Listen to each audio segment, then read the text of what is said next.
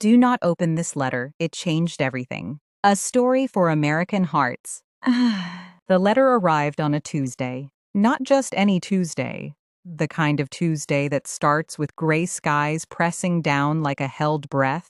The kind where the coffee tastes burnt and the traffic on I-95 feels personal. Elena Voss found it wedged beneath her windshield wiper in the parking lot of St. Augustine's Episcopal Church in Portland, Maine, where she'd been lighting a candle for her mother for 11 years straight. She almost didn't see it. The envelope was the color of old bone, no stamp, no return address, just her name written in handwriting she didn't recognize but somehow felt she'd known forever.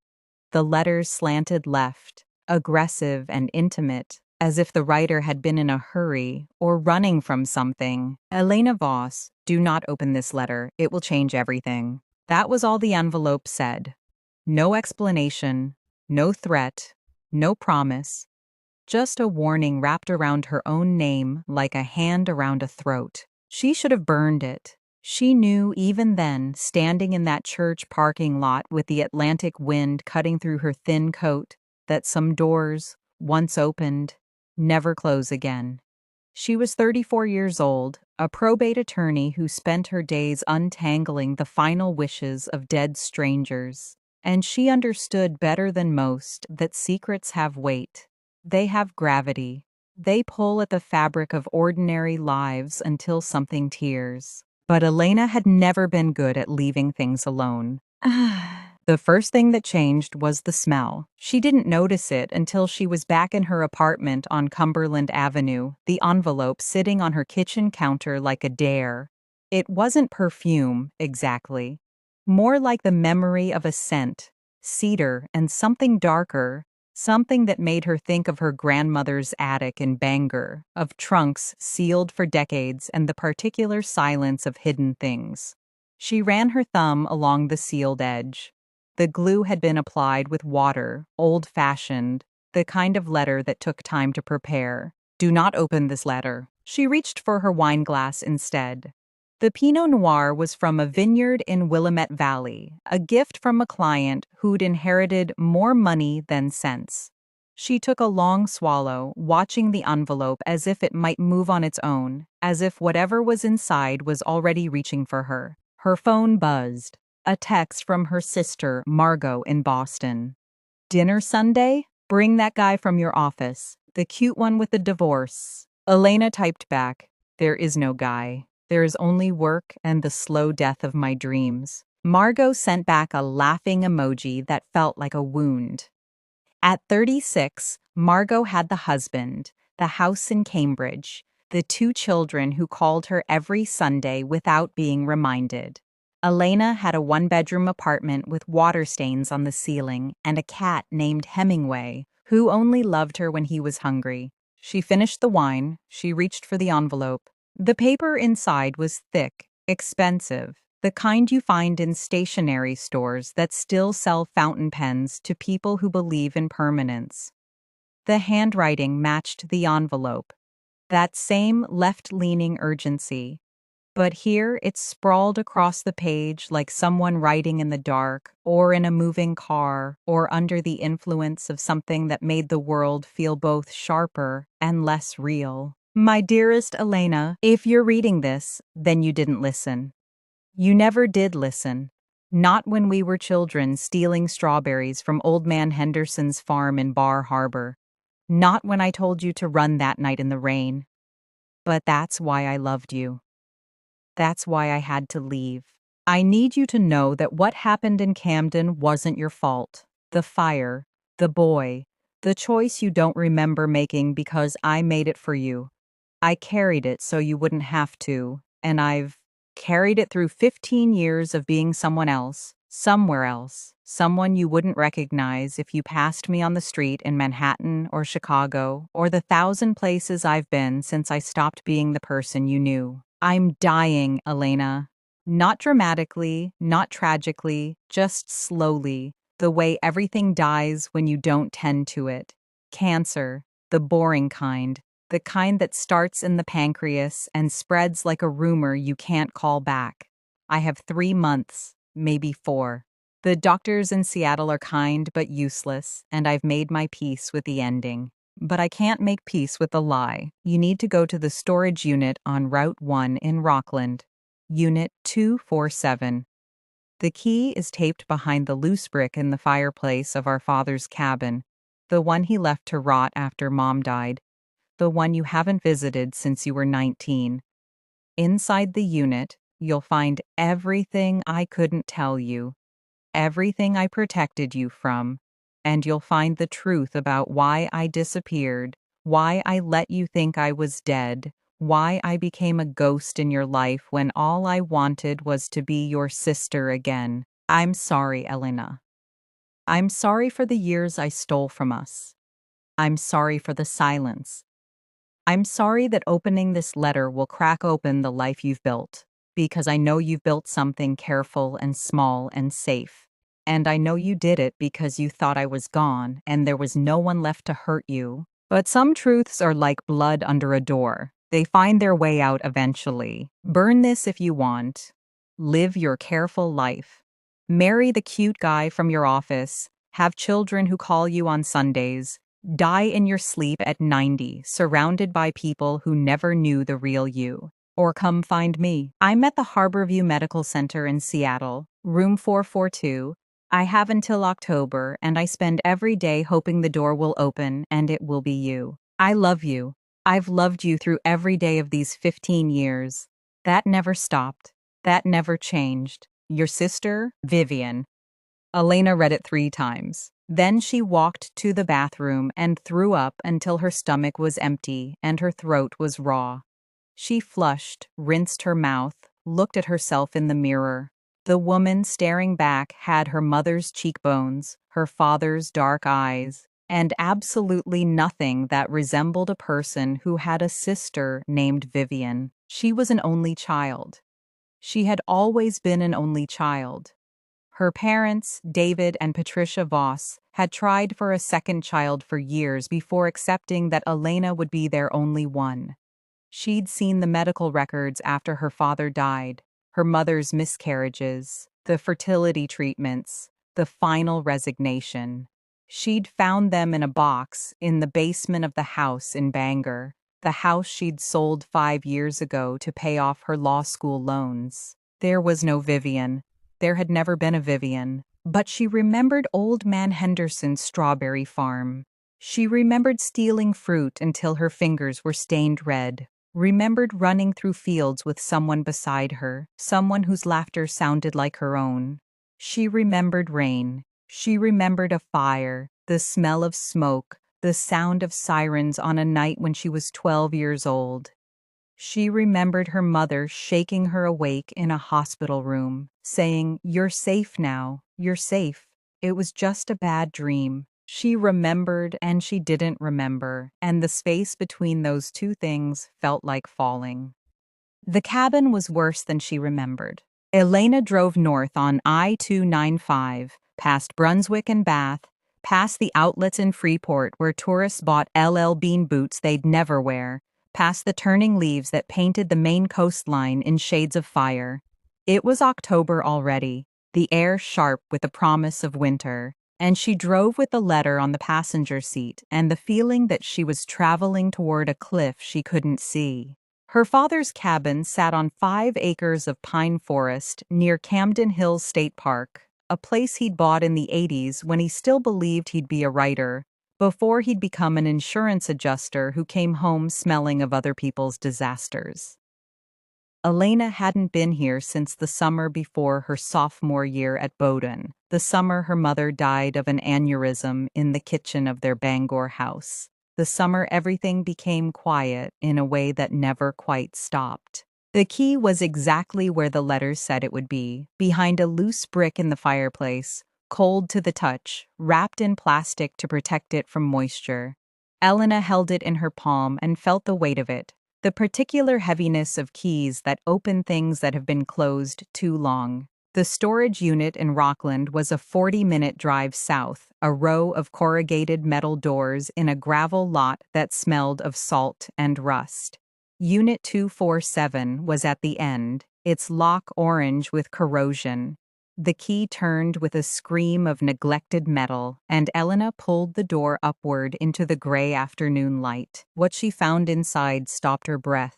Furniture from her childhood, the rocking chair her mother had nursed her in, the dining table where they'd eaten Thanksgiving dinners, boxes labeled in her father's cramped handwriting, and photographs, hundreds of them, covering the walls of the unit like a shrine, like a museum, like a life that had been carefully preserved by someone who couldn't bear to let it disappear. Elena in pigtails, missing a front tooth, holding the hand of a girl who looked exactly like her. Same dark hair, same stubborn chin, same gap between her front teeth. The girl was taller, older by maybe 2 years, and in every photograph she was touching Elena, an arm around her shoulders, fingers laced together, heads leaning close as if sharing secrets. Vivian. The name came to Elena like a wave breaking, sudden and overwhelming and undeniable. Vivian, who taught her to ride a bicycle on the dirt road behind their house. Vivian, who'd held her hand during thunderstorms because Elena was afraid of the sound. Vivian, who'd been there for every memory Elena had attributed to solitude, to imaginary friends, to the loneliness of being an only child. And then, in a box at the back of the unit, beneath a quilt their grandmother had made, she found the newspaper clippings. Camden teen missing after boat fire. Search continues for 14-year-old Vivian Voss. The date was July 15th, 2005. Elena would have been 12. The article described a boating accident off the coast of Camden, a fire that started in the engine compartment, a body that was never recovered. David Voss, the father, was quoted as saying, "We just want our daughter back. We just want to know what happened. Our daughter, not our daughters, not both our children. Just our daughter, singular, as if Elena had ceased to exist in the story, as if she'd been edited out of her own family to protect something, to hide something, to make a tragedy manageable by making it smaller." There were more clippings, a follow-up story 6 months later, The Case Gone Cold, a feature piece on the anniversary, Patricia Voss looking hollow-eyed at a camera, saying, "Some days I forget she's gone, and then I remember, and I have to learn how to breathe all over again." Elena had no memory of that interview. She had no memory of that year at all, really. Just fragments, impressions, the feeling of moving through water that was too thick to swim in. She'd been told she'd had a breakdown after her mother's death, that she'd blocked out difficult memories, that the gaps in her childhood were normal, protective, nothing to worry about. She'd been told a lot of things. At the bottom of the box, she found a leather journal, Vivian's handwriting. She knew immediately, that same left-leaning scrawl from the letter, but younger, more hopeful, the handwriting of a girl who believed she had time. May 3rd, 2005. Elena had another nightmare last night. She keeps dreaming about the boat, about the fire, about the thing Dad made us promise never to talk about. I told her I'd protect her. I told her I'd never let anyone hurt her, not even him. Especially not him. I don't know how much longer I can keep this secret. It's eating me alive. But if I tell, Elena will have to remember, and remembering will break her. She's too gentle for this world. She's too good. I have to be strong enough for both of us. May 28th, 2005. I found the money today. Dad's been stealing from his clients for years, faking claims, pocketing settlements, hundreds of thousands of dollars hidden in accounts I don't understand. I confronted him and he hit me for the first time. He said if I told anyone, he'd make sure Elena disappeared too, that no one would believe a word from a troubled teenager who'd been seeing a psychiatrist for delusions. He's already started the narrative. I can see it. I can see how he's building the story that will protect him when I'm gone. June 10th, 2005. I'm going to do it. I'm going to take the evidence and run. I'll find somewhere safe, somewhere I can send for Elena when she's old enough to understand. I'll be the crazy daughter who faked her death, the troubled teen who couldn't handle reality. I'll be whatever he needs me to be as long as Elena is safe. I love her more than I love my own life. I always have. Elena sat on the concrete floor of the storage unit and read until the light faded and she couldn't see the words anymore. Then she sat in the dark and let the truth settle into her bones like a cold she couldn't shake. Her father had been a thief. Her father had been violent. Her father had erased Vivian from her memory, had rewritten their family history, had turned a living girl into a ghost to protect himself. And her mother, her gentle, fragile mother, had gone along with it, or had been too broken to stop it, or had believed that protecting Elena meant burying the truth so deep it could never be found. She thought of her father dying in a hospital in Portland 6 years ago, of holding his hand while he whispered, "I'm sorry for everything, pumpkin. I'm so sorry," and of thinking he meant the years he'd been distant, the way he'd retreated into himself after her mother's death, the silences that filled their house like water. She'd forgiven him for being sad. She'd never known she needed to forgive him for being a monster. The drive to Seattle took 5 days. Elena didn't call Margot. She didn't call her office, though she sent an email from a rest stop in Ohio saying she needed emergency leave, family situation. She'd explain when she could. She didn't think about the life she was leaving behind. The apartment, the cat, the careful routines that had kept her sane through 15 years of believing she was alone in the world. She thought about Vivian, about the girl in the photographs who'd held her hand through thunderstorms, who'd stolen strawberries with her, who'd built a life in shadows to keep Elena safe in the light. Harborview Medical Center rose above Seattle's first hill like a promise of healing, all glass and steel, and the particular hopefulness of places where people go when they have nowhere else to go. Elena parked in the garage, took the elevator to the 4th floor, walked down a hallway that smelled of antiseptic and flowers and the particular intimacy of illness. Room 442. She stood outside the door for 10 minutes. She watched nurses walk past with charts and compassion, watched a family huddle together outside another room, whispering prayers or goodbyes or the kind of words people use when they're trying to hold on to something that's already slipping away. She thought about turning around, about going back to Portland, to her careful life, to the lie that had kept her safe, if not happy. She thought about the letter, about "do not open this letter, it will change everything," and about how some changes, once begun, can't be undone. She knocked. "Come in," said a voice that sounded like home. Vivian was smaller than Elena remembered, or maybe Elena had grown in ways that weren't just physical. She lay in a hospital bed that looked too big for her, surrounded by machines that beeped and hissed and measured the remaining time in digital displays. Her hair was gone, her scalp pale and fragile as an eggshell.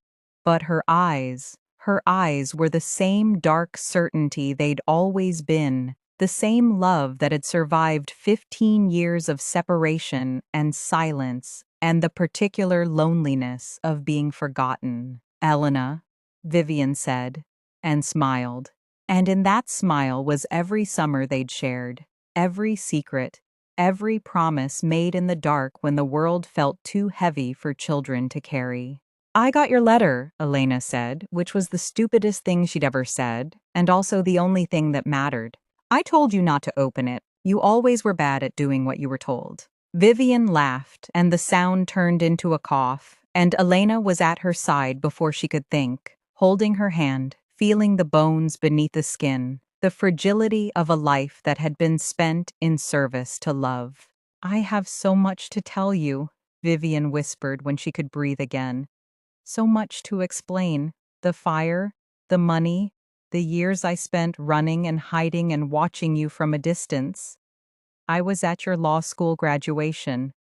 I was outside your apartment the night you adopted that ridiculous cat. I've been everywhere, Elena. I've been nowhere. I've been a ghost haunting the only life I ever wanted. Why didn't you come back? Why didn't you tell me?" "Because you didn't remember me. Because Dad had done such a good job of erasing me that when I finally found the courage to approach you 5 years ago in Boston, You looked right through me like I was a stranger. And I realized that bringing me back would mean bringing back everything else. The fire, the abuse, the reasons I'd run. I couldn't do that to you. I couldn't be the one who destroyed your peace. My peace was a lie, Vivian. My whole life has been a lie. Then let's build something real, Vivian said, and squeezed her hand with what little strength she had left. We have time. Not much, but some. Enough to be sisters again. Enough to be real. They had 6 weeks. 6 weeks of Vivian telling stories Elena had forgotten, of Elena filling in the gaps of a life Vivian had only observed from the edges. 6 weeks of laughter that turned into coughing, of hope that turned into hospice, of a reconciliation that was both too late and perfectly timed. Elena learned that Vivian had lived in Chicago for 3 years, working as a waitress and sending anonymous checks to a charity for abused children. She'd spent 2 years in Austin, learning to play guitar and writing songs she'd never performed. She'd been in Seattle for 4 years, working as a paralegal, ironically, for a firm that specialized in insurance fraud, the profession that had destroyed their family, turned into a weapon against the kind of men their father had been. She'd been brave. She'd been lonely. She'd been so many things Elena would never fully know, contained in a life that had been lived in fragments, always looking backward, always hoping for a future that was running out. On the last day, Vivian asked Elena to read to her. Not from the journal, not from the clippings, but from a book of poetry their mother had loved. Mary Oliver, American Primitive. Elena sat in the chair she'd dragged to Vivian's bedside, holding her sister's hand, reading about wild geese and forgiveness and the particular grace of being alive in a world that doesn't promise anything. "Tell me about the fire," Elena said when she'd finished, when the light was fading and Vivian's breathing had become a rhythm of waiting. The real story, not the one in the papers. Vivian closed her eyes. Vivian closed her eyes. Dad was burning the evidence, the accounts, the records, everything that could connect him to the fraud. He took us out on the boat because he thought it would be safe, because he thought no one would look for him there. But something went wrong. The fire started too fast. He panicked, jumped overboard, left us there. I don't remember.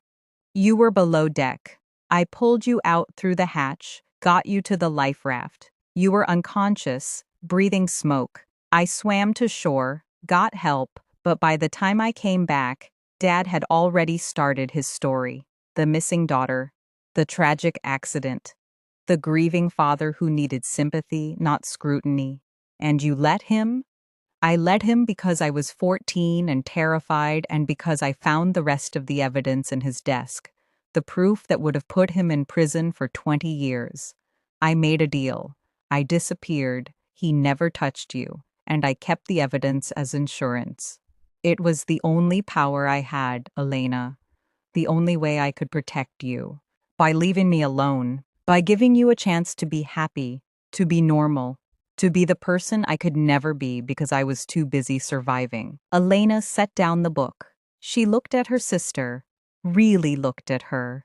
This woman who had been a child when she made a choice no child should have to make, who had carried that choice through 15 years of exile, who was dying with nothing but the hope of forgiveness. You were never alone, Vivian whispered. I was always there. I always will be. She died at 3:47 in the morning on a Tuesday in November, while Elena was dozing in the chair beside her. There was no drama, no final words, just a change in the rhythm of her breathing, a pause that became permanent, a silence that filled the room like light. Elena held her hand for an hour after. She thought about the letter, about, "Do not open this letter, it will change everything," and about how some changes are worth the breaking they require. The funeral was small. Elena buried Vivian in a cemetery overlooking Puget Sound, in a plot Vivian had chosen herself, with a view of the water she'd loved and the mountains she'd never climbed. She played one of Vivian's songs on a guitar she'd found in her sister's apartment. A song about two girls stealing strawberries, about rain, about the particular ache of love that outlasts memory. She didn't invite her colleagues from Portland. She didn't invite Margot, who she'd finally told the truth in a phone call that had ended with Margot crying and saying, "I never knew. I never knew. I'm so sorry." She invited only the people Vivian had collected in her hidden life: a waitress from Chicago, a guitar teacher from Austin, a paralegal from Seattle who'd been Vivian's closest friend, and who told Elena, over coffee after the service, that Vivian had talked about her every day. "She loved you more than anything," the woman said. "She used to say that leaving you was the hardest thing she ever did, but that knowing you were safe was the only thing that made it bearable." Elena went back to Portland in December. She went back to her apartment, to her cat, to her job where she untangled the final wishes of dead strangers with a new understanding of what those wishes meant. She went back to a life that was both the same and completely different, because she was no longer the person who'd opened that letter in a church parking lot. She was someone who had been loved enough to be lied to. Someone who had been protected enough to be forgotten. Someone who was learning slowly that the truth doesn't always set you free. Sometimes it just gives you a fuller understanding of the prison you've been living in and the courage to start building a door. She kept Vivian's journal. She kept the photographs. She kept the key to the storage unit, though she emptied it and gave the furniture to a charity in Rockland because some things are meant to be used, not preserved. And every Tuesday, she lit a candle at St. Augustine's, not just for her mother anymore, but for her sister, for the girl who had been a ghost and became real again, for the woman who had spent her life in shadows so Elena could stand in the light. 6 months later, Elena stood in the doorway of a small law office in downtown Seattle, watching rain streak the windows while a woman signed papers that would finally, officially acknowledge Vivian Voss as her sister. The probate had been complicated. Vivian had left everything to Elena, a modest sum accumulated over years of careful living. But the legal system doesn't know what to do with ghosts, with women who don't officially exist. It took time. It took lawyers who believed her, judges who listened, a system that was slow but not entirely heartless. And when it was done, when Elena held the document that proved what she'd always known in her bones, she went back to Vivian's grave and sat in the rain and told her sister that she was real now, that she existed in the world she'd spent her life hiding from, that she was finally home. Closing note. Dear viewers, some stories find us when we least expect them. Some letters change everything. If you've made it this far, thank you for staying with Elena and Vivian through their journey. From the gray parking lot in Maine to the rain-soaked cemetery in Seattle, from the lie of a carefully constructed life to the complicated truth of love that survives even the silences we impose upon it. This story is fiction, but the emotions it carries are real. The love between sisters, the weight of family secrets, the courage it takes to open a door we've kept closed for too long. These things belong to all of us, in one form or another. We all have letters we haven't opened, truths we haven't spoken, people we've lost to time or fear, or the particular loneliness of believing we're protecting someone by staying away. May you find the courage to open your letters. May you find the strength to tell your truths. May you love the people in your life loudly enough that they never have to wonder if you see them, if you remember them, if you're there. And if this story moved you, if you felt something shift in your chest while you read it, then I hope you'll stay with us. There are more stories waiting, more American voices, more hidden truths, more love that refuses to be forgotten. Be on this channel. Subscribe. Not because every story will break your heart, but because every story will remind you that you're alive, that you're connected, that you're part of this beautiful, terrible, wonderful thing we call being human. Good luck out there. Open your letters, love your people, and never stop looking for the truth, even when it hurts, especially when it hurts. The Storyteller. To subscribe and never miss a story, click the button below. New tales drop every week, straight from the heart of America to yours. Subscribe.